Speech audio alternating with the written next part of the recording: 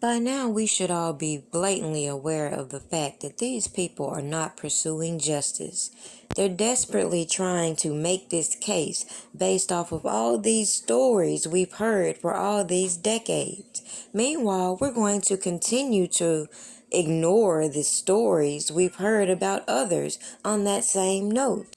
Now, it's strange to me you have all these individuals from New York and engaged in certain behaviors in New York who are being ignored. Meanwhile, we hear all these stories from these accusers that happen in all these locations except New York. Meanwhile, they're going to use this Mann Act in New York to pile on all these bad acts to taint our public perception of this case as a whole. But will they be able to use these unreliable accusers to solidify their case that Robert Kelly is running this RICO enterprise? Or will they eventually expose what we see, the internal corruption within all this case, including Crooked County, with these individuals saying a government official was bribed? However, where is he? The plane crash that killed a rising star in the world of music and film. Reaction today after Aaliyah and 8 others were killed when their plane went down. Good evening, I'm Lauren Glassbergen for Sandra Bookman. And I'm Tim Fleischer. The plane, just after taking off for Florida in perfect weather, suddenly plummeted to the ground. Investigators now saying one of the engines apparently failed. Along with 8 passengers, Aaliyah, a young Brooklyn native and a talented singer and actress. Jeff Roston is live in Times Square with more on her life. Jeff. And Aaliyah had a huge following not only here in New York City but nationwide. Only 22 years old, this pop sensation was a popular singer. She was an actress in some movies recently, even a Grammy nominee. Tonight, her family is in mourning. Fans asking, why her? Relatives in shock outside Aaliyah's home on the Upper West Side. The R&B star lived here at the Century, Central Park West and 63rd. She was on a small plane heading to Florida from the Bahamas, where she was shooting a music video. Sweetest person you can know, very intelligent. She knew what she was about and she knew what she wanted to do with her life. Aaliyah's life started here in New York City, born in Bed-Stuy, Brooklyn. But as a child, she moved to Detroit, where friends today remembered this young star. Aaliyah was my best friend. She was a beautiful person on the inside and out. And I'm just shocked. Aaliyah's hits include Back and Forth and At Your Best. She acted in the movie Romeo Must Die and was slated to appear in sequels to The Matrix. But her life, her dreams, were taken away. On board the doomed Cessna, Aaliyah and 8 others, including a representative for Virgin Records and a makeup artist. Investigators say one of the engines apparently failed. They crashed just short of a runway on Abaco Island. Members of her dance team arrived safely on a different plane. She's a beautiful person inside and out, and we're going to all miss her deeply. She will greatly be missed.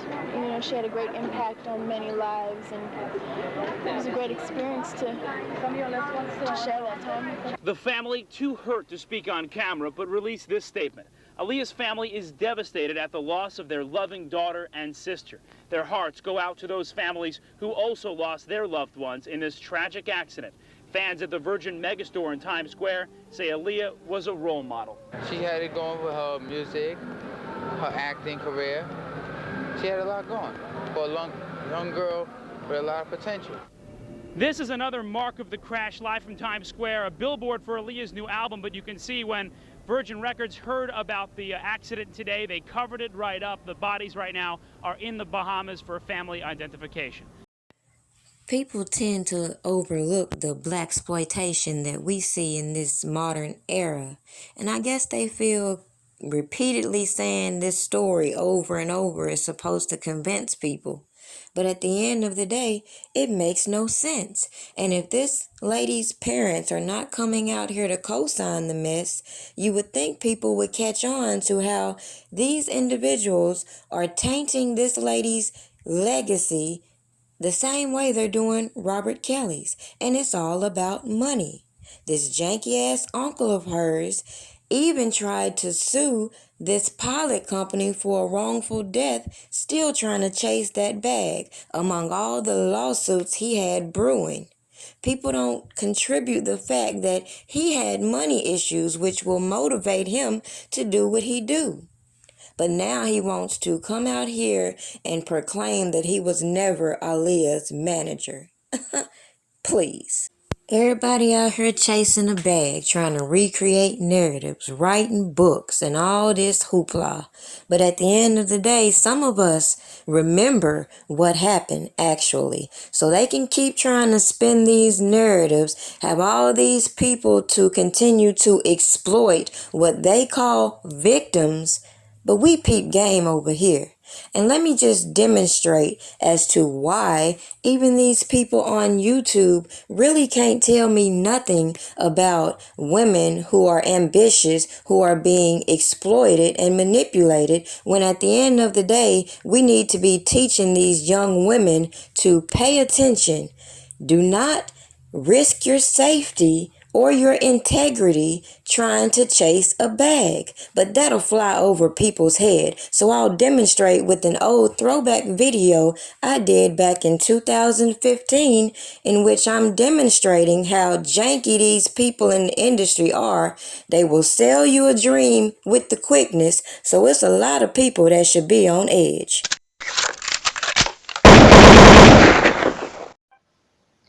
From my past experience, I gave someone the benefit of the doubt with a casting call, and it turned out to be some bullshit. I quit my job. I did a whole lot of traveling back and forth to accommodate for this job, and it turned out to be some bullshit. So for people that think that I just be with the shit on social media or be acting funny towards certain people, or in general, I'm not serious about what I do because I don't apply to casting calls via social media, I say this: y'all ain't paying my motherfucking bills. And these people on social media, I don't know these motherfucking people. If I can't look you up and verify you beyond Facebook, goddammit, I don't need to work with you. It's not that serious for me. I can go out here and get some money one way or another. Know that.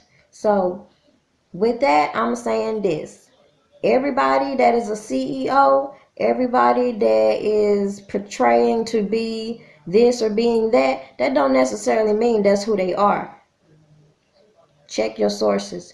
Check the people you work with. And above all, know this: real casting calls are not carried out via social media. Unless it's a little low budget, new up and coming company. Don't get me wrong, there are a few of those, but for the most part, casting calls are done through casting agencies, casting sites. So anybody that wants to work with me, make sure you have your shit in order, because I ain't doing the social media shit ever. Excuse me, boss. Call from Jess. Team Jessica is calling. Hello? There you go. Yeah, I just had to tell you about this one. I just saying, you been on Facebook?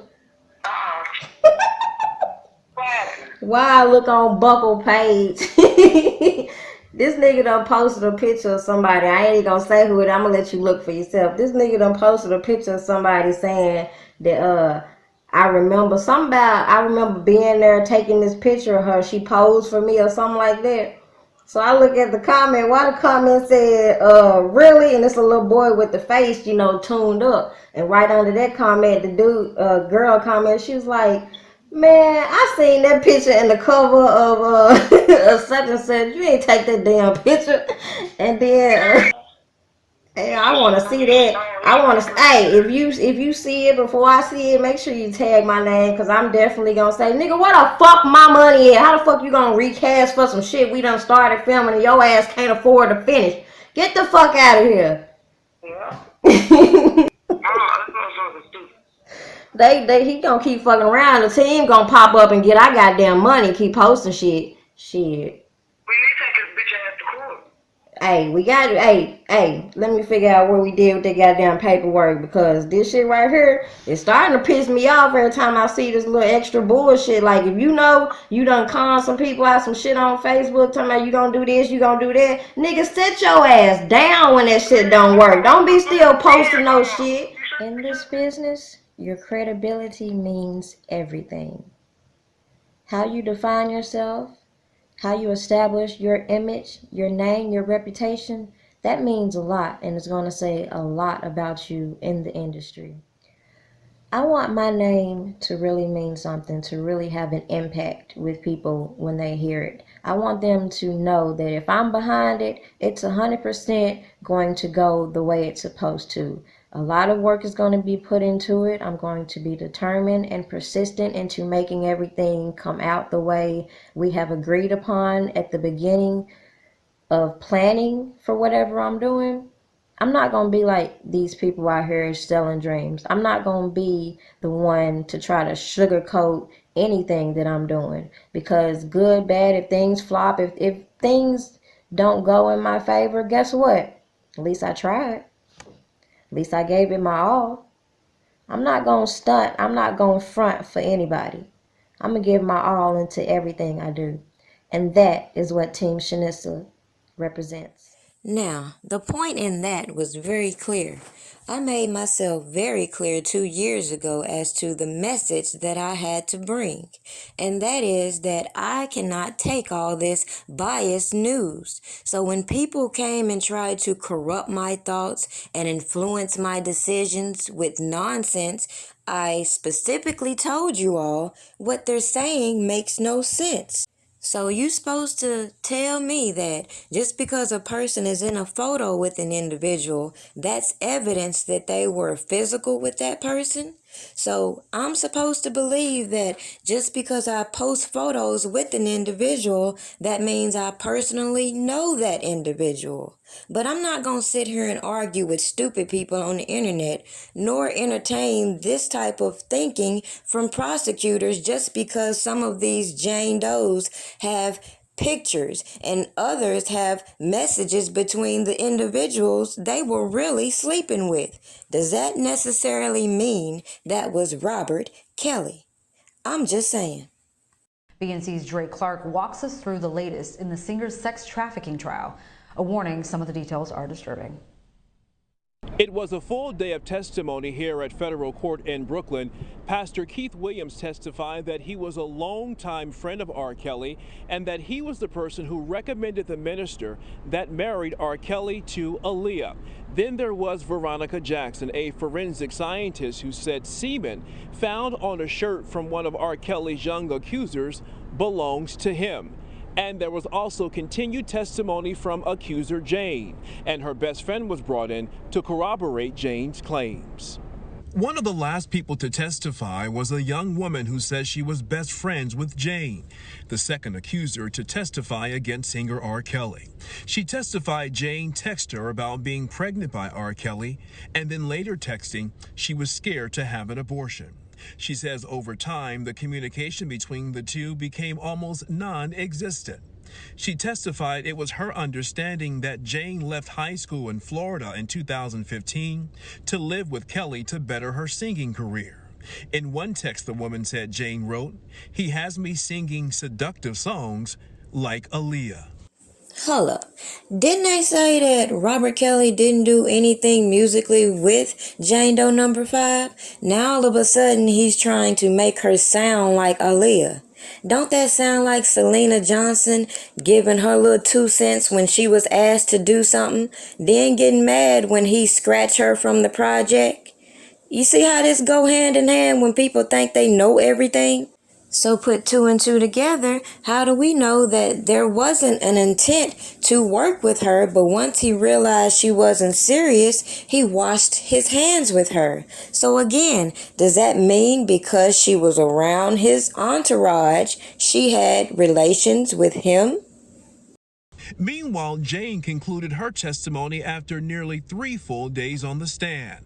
Under cross-examination from Kelly's defense team, she read from several letters that were supposed to be for family members. She wrote about her mother encouraging her to take pictures of her and Kelly together to blackmail him for money. And she said her mother told Kelly, "Since you're having sex with my daughter, deposit $20,000 in a bank account and then $10,000 every month after that." She said her dad wanted to provide lighting for Kelly's concerts through his company, but Kelly declined the deal. And her mother wanted to partner with Kelly in a sex toy business. But under redirect from prosecutors, Jane said Kelly made her write those letters and say those things. She says Kelly made her write the letters as a form of protection against prosecution if he was ever called into court about their relationship. And she said her mother never spoke of blackmailing Kelly, but rather it was Kelly who told her to put that in writing. Jane's parents did sign over legal guardianship to one of R. Kelly's associates, clearing the way for her to move from Orlando to Chicago. But R. Kelly's defense team says Jane's parents never spoke with the woman who was responsible for taking care of their daughter. Meanwhile, R. Kelly has pleaded not guilty, but if he is convicted on these charges, he faces 10 years to life in prison. My guest tonight says the testimony we heard from the last accuser could be some of the most important we'll hear throughout the entire trial. Here to discuss the latest trial, lawyer and legal analyst Bernarda Villalona, who also served as a former prosecutor in Brooklyn, where this trial is taking place. Glad to have you on, Bernarda. Thank you for having me. Why could the testimony from this Jane Doe in particular make or break the prosecution's case? So Jane Doe number 5 is so important to the prosecution case, and for several reasons. For Jane Doe 5, 4 of the Mann Act counts, remember there's an indictment of 9 counts, and 4 of those counts pertain to Jane Doe number 5. In addition to that, in regards to the RICO charge, the racketeering charge, there are 11 acts as a part of that racketeering charge. 3 of those acts pertain to Jane Doe number 5. So it's easy to say that Jane Doe number 5 is the bulk of the prosecution's case in this prosecution of R. Kelly. I see. Now, she's the second witness, but she's Jane Doe number 5, correct? Yes, so she's the second witness to testify. Okay. Jane Doe number 4, who testified last week, and that was Jahonda Price, I believe, or Pace. She testified last week, but it was well known what her name is. So yes, I do know the name of Jane Doe number 5. However, it hasn't been publicly stated outside of the courtroom. So she is the second victim to testify. We did hear briefly about Jane Doe number 1, who we now know was Aaliyah. That is a person that the indictment is referring to. But Jane Doe number 4 and Jane Doe number 5, 2 different women with different experiences, but both of them making the same allegations that R. Kelly was a sexual predator that took advantage of them and beat them and held them against their will and had sex with them on various occasions. Now it's clear Robert Kelly doesn't have the finances to back this alleged RICO allegation, and having all this power to influence these individuals acting on their own accord. But nobody is pinpointing the fact and how all these news broadcasters and all these people that are relaying these narratives are under these umbrellas with the people who are holding this man's masters. And we're conspiracy theorists when we bring that to the forefront and make it logical that this could be the motivation as to these crash dummies coming public.